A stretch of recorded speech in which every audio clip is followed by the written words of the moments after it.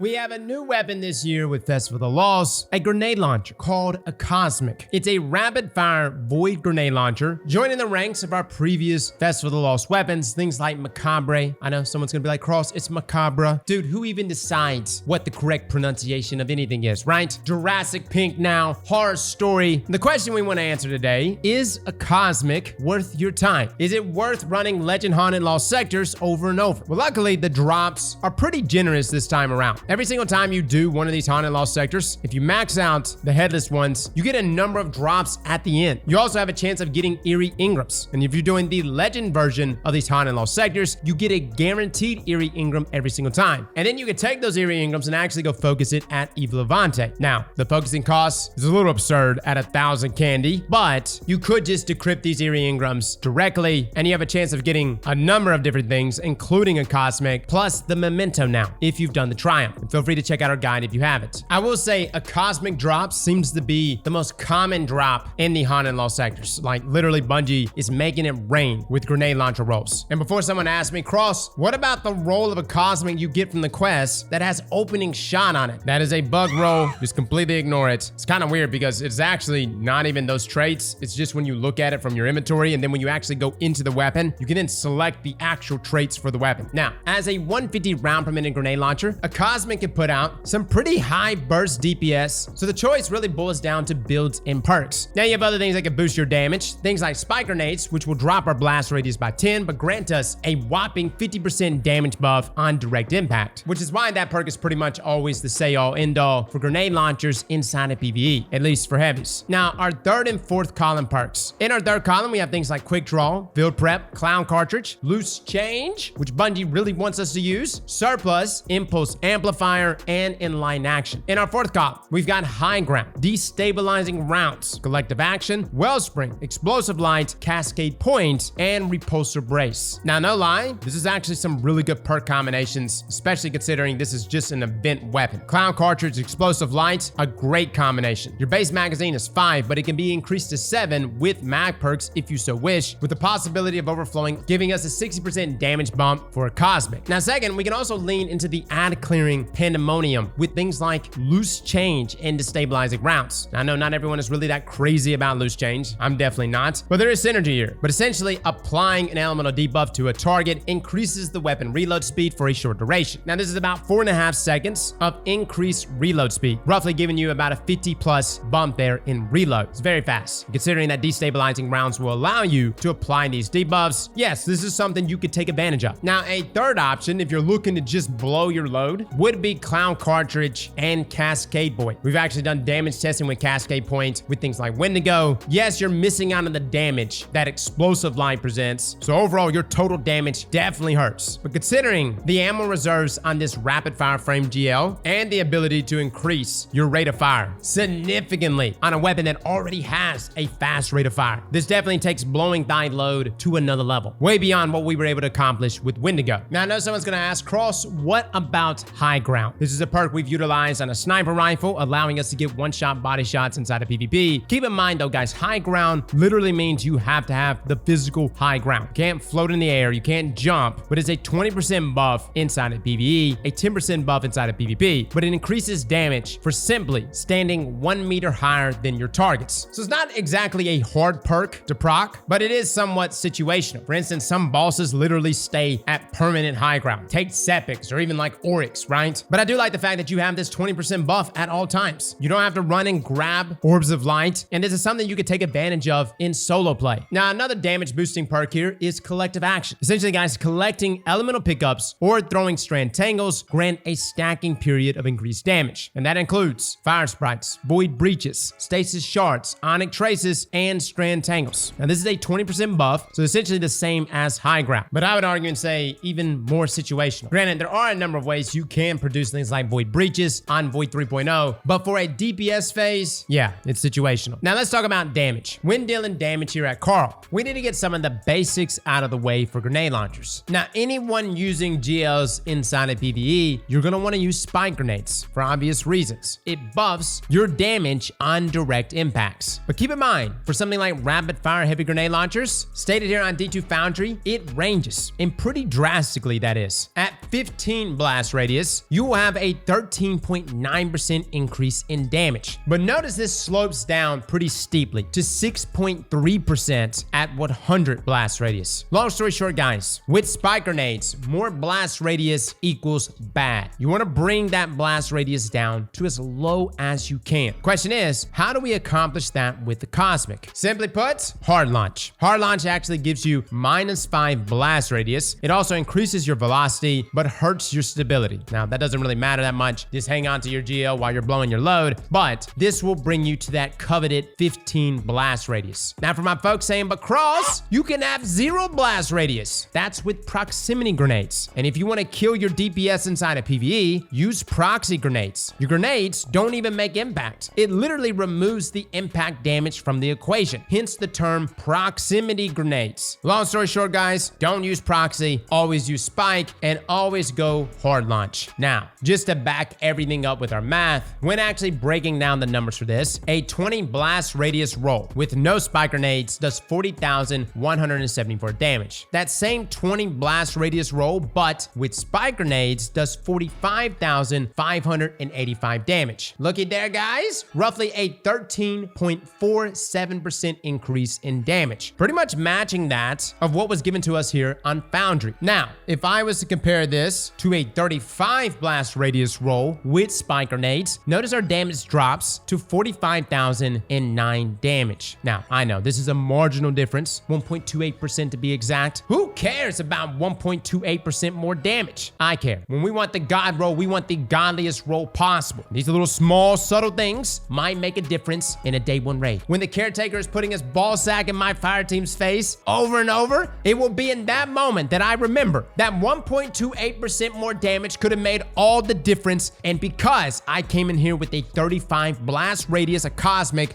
we are now getting stomped on. Don't be that guardian. Now, if we were to actually bring this down to 15 blast radius, that hard launch roll with spike grenades, this gives us a total damage of 45,763 damage. This is roughly a 1.68% increase in damage over a 35 blast radius roll, which really pisses me off because that means we're 0.1 shy of perfection. Now, with the basics out of the way, what does this mean for our trait combinations? And of course, how does a Cosmic stack up in comparison to other grenade launchers and pretty much other DPS options? Now, I'm going to be bringing in some other geos to take a look at real quick, guys. First up, I want to mention that a 20 blast radius roll with spike grenades and cascade points, which can crank up our RPMs to roughly 250 rounds per minute with a Cosmic, out DPS's Cataphract, out DPS's Wendigo and Prospector, and by quite a bit. Now again, Cascade allows you to blow your load substantially. Essentially getting final blows or sustained precision hits with another weapon increases this weapon's rate of fire for a short duration. So for instance, if you're using something like Cloud Strike, you land your precision shots and then you swap over to a Cosmic with Cascade, you can blow your load substantially, especially if you got a Clown cartridge combination. Now, I've not been able to land the God roll myself, and I do want to compare all of these together, probably at Templar, but these are theoretical numbers that we still did math to. And currently right now, Cataphract with spike grenades and bait and switch can hit an optimal DPS at Carl for 148,878. Now, Cataphract pretty much is the king, especially when it comes to total damage and bait and switch. Bait and switch giving you a substantial buff by simply doing damage with your other weapons. And if you're hot swapping back and forth, that's no problem. Now, Prospector has a DPS of 115,332. Now, Wendigo pretty much falls in between those, especially if you have like an explosive light roll on Wendigo. Wendigo can also roll with cascade points, so its burst DPS definitely goes up with that roll. However, these are the damage values we have here for a Cosmic, and keep in mind, this is still not the God roll. This is us testing this out with a 20 blast radius roll. But a 20 blast radius roll with spike grenades and cascade points gives us a DPS value of 189,938 damage. Even an explosive light roll though on a Cosmic gives us almost a 160,000 DPS value, and this is a 30 blast radius roll. And the beautiful thing about explosive light is that your total damage is really solid, especially if you have a number of orbs around you. No, not everybody. But Cross, can't I just use a cascade point Wendigo for better damage? Actually, if we applied some math, cascade point with Wendigo can fire up to 200 rounds per minute. Combine that with our ideal damage from earlier, and our DPS against Carl is 183,800 damage. Again, we're going to be testing this live as soon as we can lock down the God rolls for for a Cosmic. And even though I really do like the DPS, there is a middle ground considering that total damage is very important also. But we can't overlook the fact that our God Roll Cosmic could have the potential to reach up to 189,000 DPS, which is pumping. We even widen our search to other heavy grenade launchers. Precision frames, which have been sunset, but for funsies, they can reach a DPS of 65,830. However, there is one grenade launcher that technically can eclipse a Cosmic's DPS, and that is Parasite with Worm of Hunger. Granted, it's pretty much a one and done shot. Yes, you can get Worm Hunger times 20, which does 374,361 damage to Carl, which is quite chunky, but it's one and done. Personally, I still feel like Worm Hunger times 20 should get even more damage considering all the hoops you have to jump through, but that's for another video. Nonetheless, the sustained DPS you can pull off with a Cosmic is quite impressive, even if our total damage does lack a little. Now, no, not everybody is jumping up to get this grenade launcher, but considering its archetype being this rapid fire frame and having those deeper ammo reserves, combining that with Clown Cartridge and Cascade points and short DPS windows if you have the ammo economy to do it, this weapon goes burr. And as far as damage options, explosive lines and high ground are two options I would really consider. High ground is something that gives you that 20% buff just as long as you have the high ground, and in some scenarios you may be able to accomplish that entirely. Then you can take that a step higher with explosive lines with that 25% damage buff. Granted, it is requiring you to of course pick up orbs of power, but if you're with a team of 6 inside of a raid, especially during damage phase, this should be no problem. This is a solid choice, guys. I definitely was not excited about it at first, and to be quite frank, we don't have many rapid fire frame grenade launchers. You've got things like Swarm of the Raven, if you happen to have a good roll of that can roll combinations like Cascade Point and Clown Cartridge. You can also throw on Envious Assassin there, but good luck farming that. A Cosmic is present now. You just gotta play Festival of the Lost. Now, for my folks wondering, what about PvP? Grenade launchers are without a doubt the best weapon inside of PvP. They pretty much get guaranteed kills. They do a lot of damage. However, two things make a good grenade launcher inside of PvP. Number one, proximity grenades. And number two, impulse amplifier. Now, both of these things are present on a Cosmic. However, with proximity, you're only going to be dealing 163 damage with the Cosmic, which means you're not going to get the kill. TLDR for my PvP players, just use an adaptive GL with impulse. A Cosmic isn't for you. So guys, that's it. That is our review here for a Cosmic. Let me know in the comments below if we missed anything. Again, we're still hunting some God rolls. We will be doing a side-by-side comparison with all of the God roll GLs. I have no idea if we're ever going to be in a GL meta again. It's happened before in the past though, but everything that's present here on a Cosmic has the potential to benefit greatly from a grenade launcher meta. Well, fellas and ladies, thank you all for coming and watching, and as always, slap that like button like your mama told you right.